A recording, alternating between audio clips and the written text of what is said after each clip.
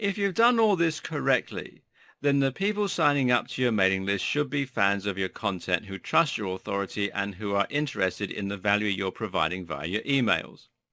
That means they'll be more likely to open them and read them. But this is where the really important stuff comes into play. You don't want your subscribers to read your emails just once, you see. You want them to keep reading them and to keep opening them.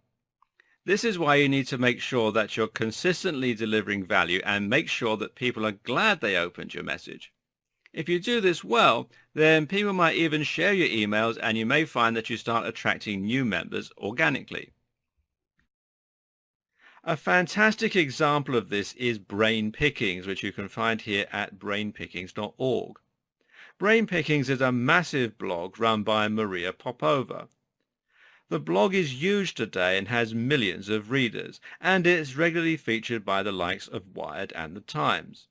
Now, how did it get to this point? Well, actually, it started out as a mailing list that Maria made for her friends and some colleagues. She would simply put a few things she was interested in into an email and send it to a select few members along with some comments of her own. Now, this is called aggregate content. People on her list found the content so fascinating and entertaining that they started recommending their friends to sign up and passing them around.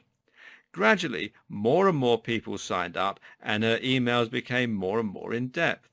Eventually, she launched the site in response to demand and, well, the rest is history. In this case, Maria did no marketing and started out very small. What made her emails a success was the pure value she was delivering. You need to make sure that you do the same. How do you do that? The answer is simple. You focus on delivering unique, fascinating, and valuable content. Here's the problem with 99% of content marketing. It's incredibly dull. How often do you see articles on fitness with titles like 10 pec exercises you can do at home? How many SEO articles are there on 10 mistakes in SEO? These topics just sound incredibly dull, and they're highly derivative and overdone. You'll struggle to stand out with subjects like that. On the other hand, though, an example of something from Brain Pickings would be Adam Gopnik on Darwin's brilliant strategy for preempting criticism and the true mark of genius. Or how about Nico L. Kraus' beautiful letter to Van Gogh on fear, bravery, and how to break the loop of our destructive patterns. Now, that is some content with real meat. That's content that has you imagining the potential implications as soon as you read the title, and you just know that it's going to be thoughtful, in-depth, and something you can enjoy over a nice warm mug of tea. This is where the value comes in. Of course, you need to make sure you're remaining on topic and staying within your niche or your industry. But while you're doing that, you need to come up with topics, information, and discussion that isn't anywhere else. You need to convey that information in an entirely new way, and you need to put as much effort into creating stunning content as possible. Then people will read your emails and they will look forward to the next ones. What's more, this will help you build trust in your brand and in you as a marketer, and ultimately that will make your audience much more likely to buy products that you subsequently recommend. And to reiterate, this is also what you need to be doing on your website so that people want to subscribe in the first place. Look at studies, be inspired by historical texts, find interesting people, explore your subject, and bring something new to the table.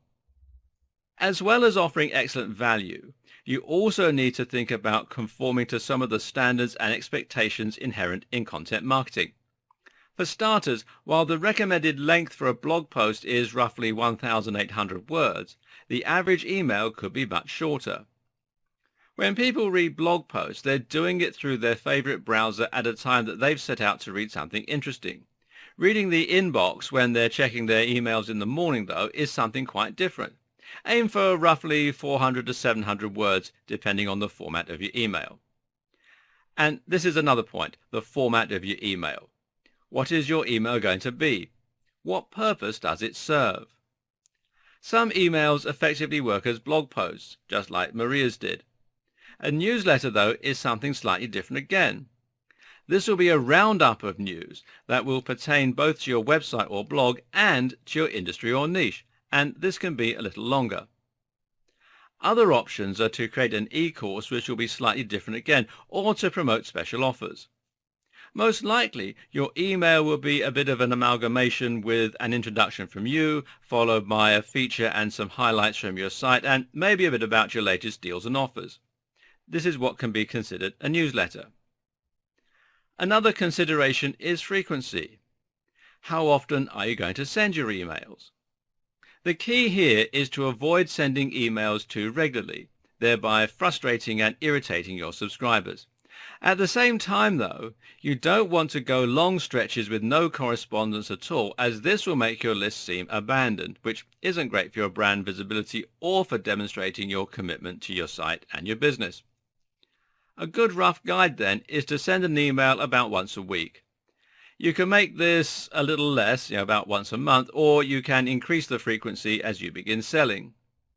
As for timing, this is another area where there is some debate, but the main thing you want to avoid is your email being one of several in your audience's inbox. That means avoiding sending your email when they'll be sleeping, as that's when emails will get the chance to stockpile. Fortunately, you can use your autoresponder to send emails at different times to different time zones. Also important with your mailing list is to write with the right tone and the right voice. Partly this is going to depend on your industry and niche, which will determine the persona that you're targeting. Are these young people reading about a hobby and interest, or are these professionals? Regardless of the specific target, though, your emails will likely be a little more friendly in tone than your blog posts and articles. The difference here is that you're speaking directly to your audience, and as such, you should use plenty of I and you throughout the message. If you can open up and be a little vulnerable in these messages, it will help you to avoid coming across as simply trying to sell a product, and it will make your audience feel as though they're getting more privileged access to your brand. Feeling worried about writing your first email? Great! Tell your audience that and ask for their feedback. It's endearing and it encourages engagement. There are other ways you can create value through your mailing list, and this is where you can really set yourself apart from all the other email marketers. For example, consider sending out free gifts to your mailing list occasionally that you aren't advertising. In other words, don't just send the free ebook as an incentive when they sign up. Use the strategy later as well in order to provide even more value. Why not send your subscribers a free ebook or report occasionally on top of the one they've already received? Think about how this might come across to your readers. If they've forgotten about you and are currently ignoring your messages, then seeing a message in their inbox from you with an attachment and a subject saying they've got a free gift, how likely are they to open that? And how likely are they to subsequently start looking out for your messages again? This not only draws attention to your messages again, but it also makes people feel good, and they'll associate that good feeling with your business. This is a great way to gain goodwill because it's unexpected. This strategy is known in business as over-delivering. It means that people will be even more impressed with a freebie that wasn't advertised because it means they're getting more value than they were promised in the original deal. And if your ebook or report is great quality, it will encourage them to further consider buying a product that you subsequently promote. And don't just give away ebooks. How about giving away a free mobile app? Or how about doing a deal with another product creator to offer a heavy discount?